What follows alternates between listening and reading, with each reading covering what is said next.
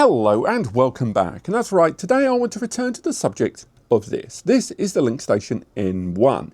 And like a few videos I've done here on the channel in the past, I have come back to revisit something that I reviewed quite a while ago. But unlike some of my videos that are 3 months, 6 months or 12 months later, this is actually technically 2.5 years later since I did my first review of this device. Originally arriving on crowdfunding, this was a solution that went to retail 2 years ago and in that time has really made its mark. It made a hell of an impact, so much so a sequel came out in the N2. The brand actually ended up, Link Plus originally and still are quite heavily associated with computers, now expanded their range of network attached storage solutions to not only start factoring into 3.5-inch storage media, but also factoring in their own operating system in Link OS. Now this, the LinkStation N1, was their first entry and it's still available to buy. But is it still worth your money and your data in 2026? A time when realistically, the amount of money you're throwing down, a lot more of that bunch is going on the storage media than it is going on the NAS itself. And there are going to be some users watching this may already have taken to the comments to say, why on earth would you talk about a NAS that is exclusively SSD in 2026 when these things are rising in cost? But arguably, that is one of the main reasons. The number of users I'm talking to at the moment who are looking at buying their first NAS and are looking at the price of hard drives and looking at the price of SSDs and are weighing up, do they want high capacity or high performance? And that is an argument that has always existed, but it's just never been more important in terms of personal investment because they don't want to get it wrong because the stakes seem to be higher. And that's what today's video is about.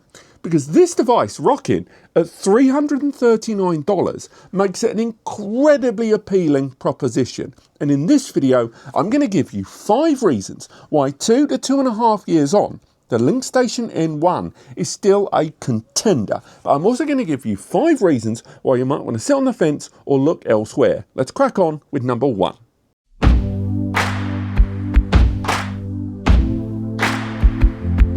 2.5 years on since the crowdfunding and 2 years since its full launch, I'll say right now, and I already alluded to it in the intro, the value proposition here is incredible. At $339, you're getting a 6-bay NAS solution that's got both M.2 and SATA storage support. It arrives with an Unraid license with the software there. It also arrives with a couple of 2.5 gig network ports, Wi-Fi 6 connectivity and Bluetooth. It also arrives with 16 gigabytes of RAM inside and an x86 processor there in the case of the Intel Celeron CPU there, and 128 gig of eMMC storage inside for your operating system of choice. More on that later on.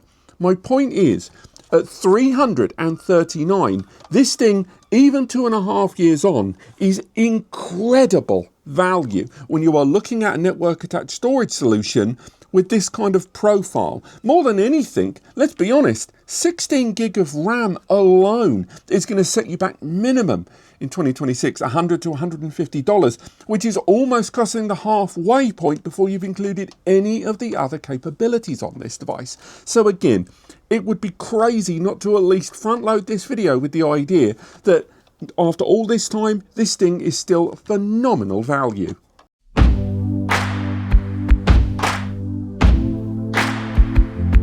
But moving away from the slightly gauche subject of the old Wonga, let's talk about the design. Because again, 2.5 years on, the design of this thing is still absolutely banger. The device I had right at the beginning was their crowd-funded device. So again, it wasn't quite as polished as a full proposition in terms of a retail solution, but the full retail model not only arrives now with the full detailed instruction manual of setup, a completely separate Unraid key that you apply locally utilizing a license and a scratch off code there. The external PSU is a neat little power brick there. It's just generally a very well valued proposition in terms of the presentation. But it's the presentation of the device itself I want to talk about. It kind of looks like a mini VCR, but it manages to do it without looking naff, at least in my opinion. We've got that front mounted tray here, which has got our 2 SATA storage bays there, alongside a 10 gig USB input there in the middle. And again, the trays load in, sweet as a nut. On the base of the system are our M.2 slots, which are incredibly accessible. So if we open this up, I should still have my drives inside. The thermal paste is still attached on those drives. You've got the thermal paste applied to metal plates. And again, getting that open there, the thermal paste is still sticking to the drives. And we've got our 4 M.2 NVMe slots, all locally based inside there. Again, it's really nice design. With the multicolored LED running along the bottom there, and on the rear of the device, not only have we got our network connectivity, USB connectivity, and an HDMI output as well, we've also got an audio jack too. Overall, for the design philosophy, 2.5 years on, this thing could still look great in 2026 as a compact, neat solution.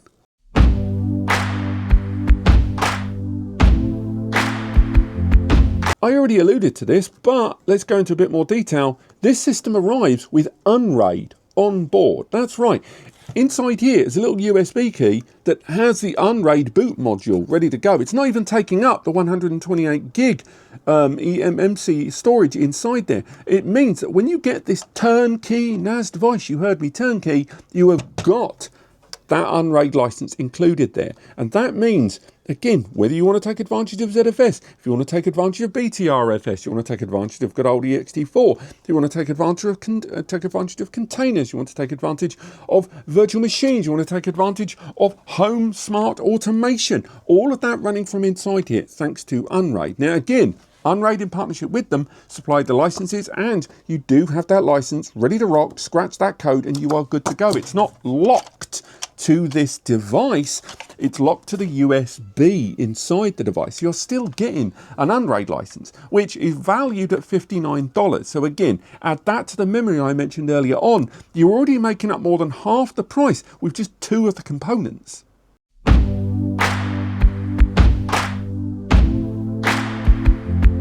But let's talk about impact, because realistically, this thing's tiny. This is how big a standard hard drive is. That is the kind of space we are talking about here. We are talking about a device that's maybe volumetrically the size of 2 hard drives, maybe even slightly less than that. And the result is that this device, alongside having a very low TDP CPU, the N1505, rated at just 10 watts or 15 watts once you boost it up, that combined with a single 40mm fan inside there makes this thing really low noise. And because of the CPU architecture there, having both of the SSD slots, or both pairs of SSD slots at ×1 speed, heat will be less of an issue as well. Ultimately, this is about low noise, low physical impact, and thanks to the dissipation of heat around it with the ventilation running all the way along the base of the system, this is a real small, cool NAS.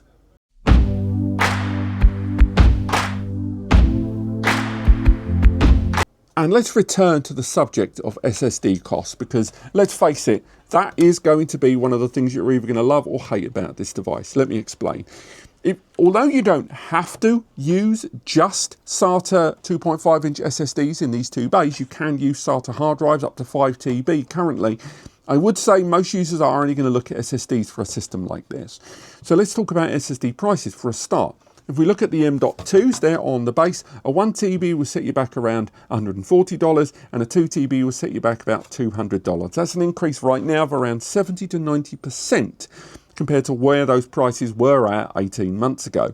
If we look at the SATA SSDs there on the front, you're looking at $90 for a 1 TB and $140 for a 2 TB. Again, an increase of around 70 to 90% over that time there. So again, cost of SSDs, much like hard drives, are really going to be a problem for many. But what sets this apart is that total cost of ownership as a gateway to buy your own NAS. Because most NAS devices these days, for this hardware architecture, are going to set you back at least $200 to $300 more. I'm talking about a system with 16 gig of RAM. I'm talking about an Unraid system that's built on flash. I'm talking about a NAS with this kind of unique design, not your standard side-by-side SATA 2-bay.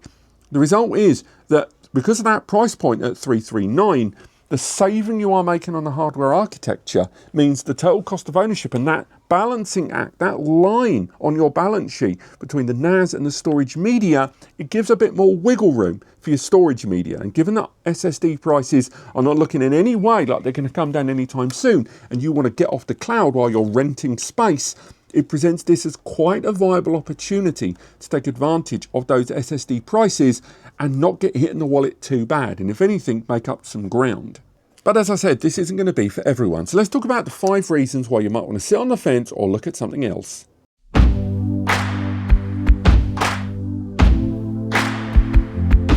When this device first rolled out, the idea of an x86 powered AMD or Intel processor NAS with its memory being fixed or LPDDR memory was actually kind of rare. It was largely done to ARM powered systems, ARM CPUs, your Realtek, your Marvell, that sort of thing. However, in 2026, it's actually a lot more common. So the fact this is LP memory, I think is worth highlighting, but it is also worth highlighting it's a lot more common these days, and you still get 16 gig. But bear in mind, this is LPDDR4, not LPDDR5, and it is not ECC RAM. That price tag is that price tag for a reason. And also, you're not going to be able to scale up the RAM or get less RAM and make yourself any more of a saving. Fixed LPDDR4.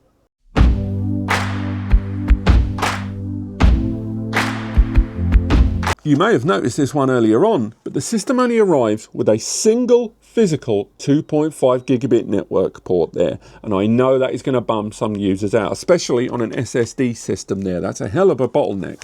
Now, the system has 3 times 1 speed M.2s on the 4 of them, so they were never going to exceed more than about 800 to 900 megabytes per second. Still, that is a network physical port limit there of around 279 megabytes. Now, as mentioned, there is support of Wi-Fi connectivity. There is support of taking advantage of dongles for about $30 to take advantage of 2.5 gig and 5 gig network connections there. So there are ways to scale it up. But this is, again, 339 for a reason, and one of the ways that reason has happened is a single physical network port.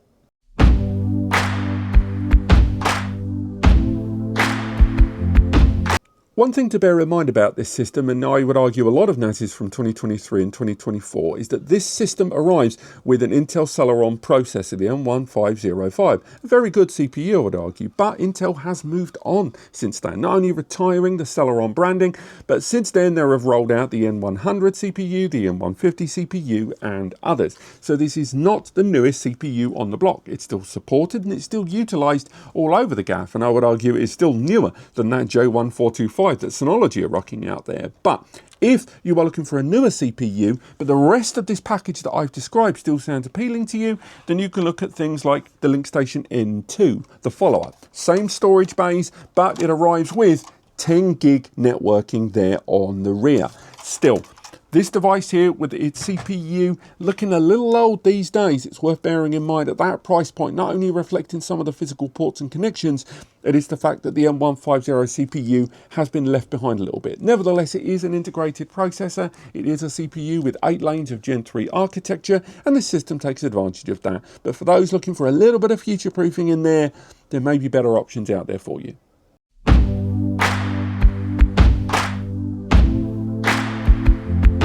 And talking of the N2 exists, and I think that's worth talking about in its very own point. It's fair enough for me to say there are other NASes out there, but the N2 with its 10 gig networking is around $405 to $450. So again, you're looking at an extra spend of somewhere between $60 to maybe $100 depending on when you shop around. And with that, you would get that newer CPU. You would get 10 gig networking there as well. So again, if everything else about this device appeals to you and you were wondering about some ways to get a more modern equivalent, then the N2 presents itself as a slightly more aggressive alternative. It even arrives with additional cooling because of that more aggressive CPU there. So do keep that in mind. This does get a little warmer, it does work a little harder, but it's just got a little bit more under the bonnet to get the job done. But if you don't think you're going to need that, well, it still is here.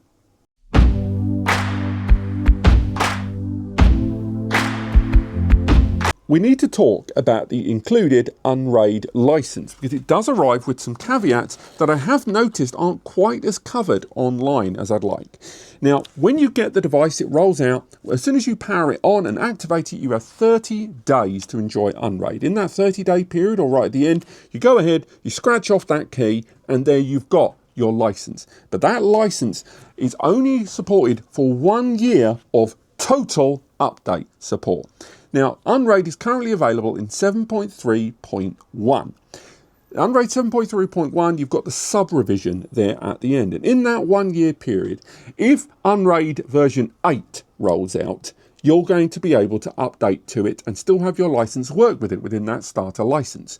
However, after the 1 year period, you can only access sub-revision updates. That is 7.3.1, 7.3.2, 7.3.3, etc., etc. The minute it goes to 7.4, if that happens outside of that 1 year period, you can only enjoy the feature, the service, and the security updates within the 7.3 sub-revision there.